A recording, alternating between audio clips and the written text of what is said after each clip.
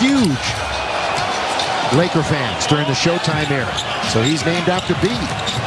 Down the middle all the way, and another hammer dunk by Washington. And been all year, 4 out of 10.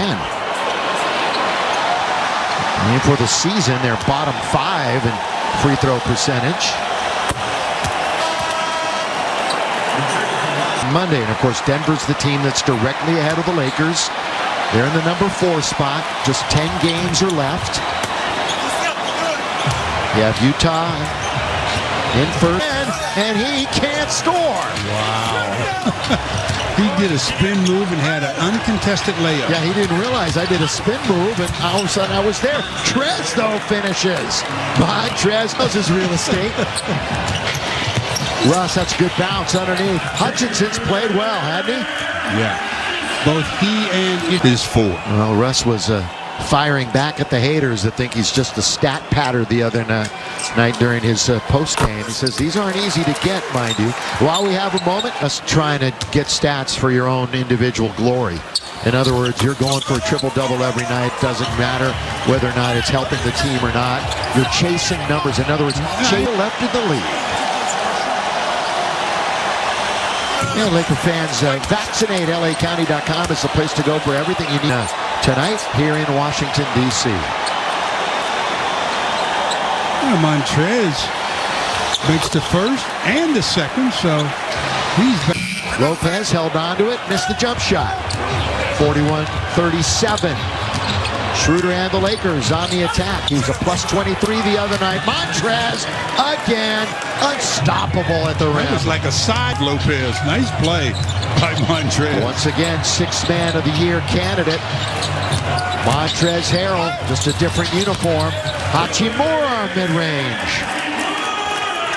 He started the game off with to Westbrook. That is his 4th rebound. Quickly now to the front court to Hachimura. Westbrook pulls up from 17, a little high arcer, and down it goes. Be shooting a high percentage from behind the arc, but Russell from 15 on end shoots the ball pretty well. Yeah, he's dead last in three-point shooting as Markieff hits that little mid-range himself just inside the free throw line. And he's good too from inside and obviously Markieff's minutes have gone down, and that one is up and in. As he got player for the Wizards in double figures. And they're just short of 50% on the evening. Montrez just brimming with confidence. Just all over it that time. And scored again. The foot speed of him versus Lopez is no contest. And Lopez at the other end as Montrez didn't quite 3rd fewest threes anyway. Kind of reminds us of the last Washington game against San Antonio. You know, it's interesting how coaches look at games.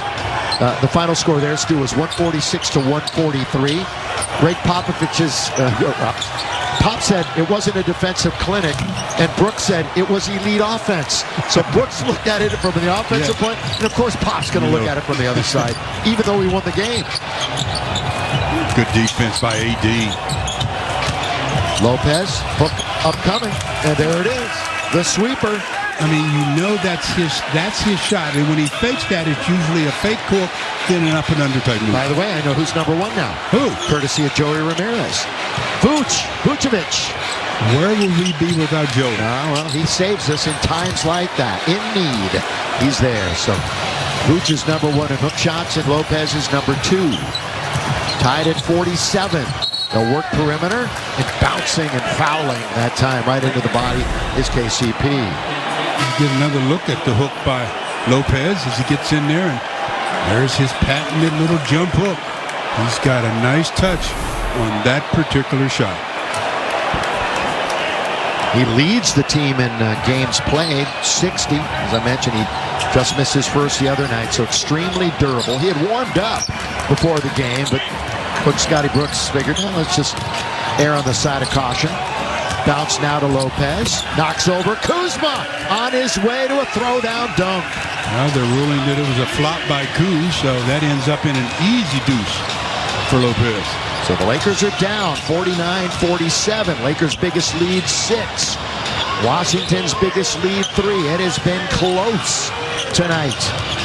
AD back in, looking to go to work, but he gets double teamed. THT's going to attack. He tried to dunk it and hammer it. Ball is still in play, and Kuzma hit the side of the board, the top of the board, and then it hit the 24-second clock. Well, THT thought for sure that the whistle was going to sound, so he falls to the floor and really doesn't get up real quick, thinking that he's going to be at the free throw line, but no, and then it ends up with a 24-second violation because it never did get to the rim after a Kuzma shot. Well, give credit to Robin Lopez for some decent defense at the rim. Lopez again is underneath, and he scores. So of all people, Lopez has come in his 8 minutes, and he scored 8 points. Yeah, that was an easy one, though. It was made possible by Bradley Beal. Davis trying to find a man in motion, and that's Kuzma. We have just over 4 minutes to play here in the second quarter. Anthony Davis, good ball fake for AD, comes up short. They bat it around.